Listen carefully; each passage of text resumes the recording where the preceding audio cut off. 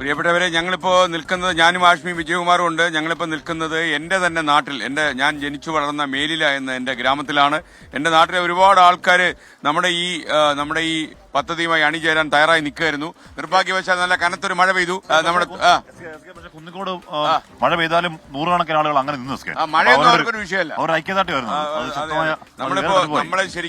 നമ്മൾ ഈ മഴയൊക്കെ പ്രതീക്ഷിച്ചിട്ട് തന്നെയാണ് വന്നിരിക്കുന്നത്. എന്തുകൊണ്ട് ഇങ്ങനെ ഒരു യാത്ര എന്ന് സ്വാഭാവികമായിട്ടും നിങ്ങളിൽ ആരെങ്കിലും ആലോചിച്ചാൽ അവരോട് എനിക്ക് പറയാനുള്ളത്, നമ്മൾ ഈ വാർത്താമുറികളിൽ ഇരുന്ന് വാർത്തകൾ വായിക്കുന്നവരാണ് ഞാനും ആഷ്മിയും വിജയകുമാറും ഒക്കെ. അപ്പൊ നിരന്തരം വാർത്തകൾ വായിക്കുമ്പോൾ നമ്മൾ ശരിക്കും സാധാരണഗതിയിൽ ഈ വാർത്ത വായിക്കുമ്പോൾ ഈ വാർത്തകളും നമ്മളെ മനസ്സിനെ സ്വാധീനിക്കേണ്ട കാര്യമില്ല. ഇത് നമ്മുടെ ഒരു ജോലിയുടെ ഭാഗമായിട്ട് നമ്മൾ വാർത്ത അവതരിപ്പിക്കുകയാണ്. എന്നാൽ നമ്മുടെ 24-ന്റെ വാർത്താശീലം അതല്ല. വാർത്തകളിലേക്ക് നമ്മൾ ഇറങ്ങിച്ചെല്ലും, വാർത്തകളുടെ ഉറവിടങ്ങളിൽ എന്ത് സംഭവിക്കുന്നു നമ്മൾ അന്വേഷിക്കും. അങ്ങനെ കുറച്ചുകൂടി ഉത്തരവാദിത്വം ജനങ്ങളുള്ള റെസ്പോൺസിബിൾ ആയിട്ടുള്ള വാർത്തകൾ സംപ്രേഷണം ചെയ്യണമെന്ന് താല്പര്യമുള്ള ഒരു വാർത്താ ചാനലാണ് 24. അതുകൊണ്ട് തന്നെ ഈ കേരളത്തിലെ പലയിടങ്ങളിൽ നിങ്ങൾക്കറിയുന്നില്ല, കഴിഞ്ഞ 2 മാസങ്ങളിൽ 10-70 പേർ സംസ്ഥാനത്ത് പലയിടങ്ങളിലായി കൊല്ലപ്പെട്ടു. അതിൽ ഞങ്ങളൊരു പരിശോധന നടത്തിയപ്പോൾ ഏതാണ്ട് 30-ലധികം ആളുകളും കൊല്ലപ്പെട്ടത് ഈ മാരകമായ MDMA പോലെയുള്ള ലഹരി മരുന്നുകൾ കഴിച്ചിട്ടാണ്.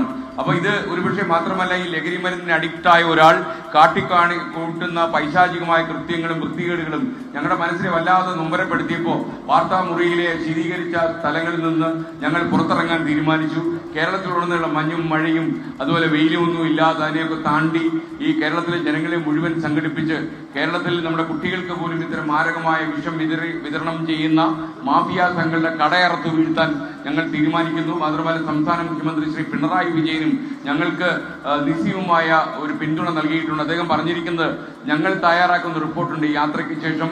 ആ റിപ്പോർട്ട് അദ്ദേഹത്തിന് സമർപ്പിച്ചു കഴിയുമ്പോൾ ആ റിപ്പോർട്ടിൽ ഞങ്ങൾ പരാമർശിക്കുന്ന ഗൗരവമായ കാര്യങ്ങളിൽ അടിയന്തരമായ ഇടപെടലുകളും നടപടികളും സംസ്ഥാന സർക്കാരിന്റെ ഭാഗത്തുനിന്ന് ഉണ്ടാകുമെന്ന് അദ്ദേഹം പറഞ്ഞിട്ടുണ്ട്.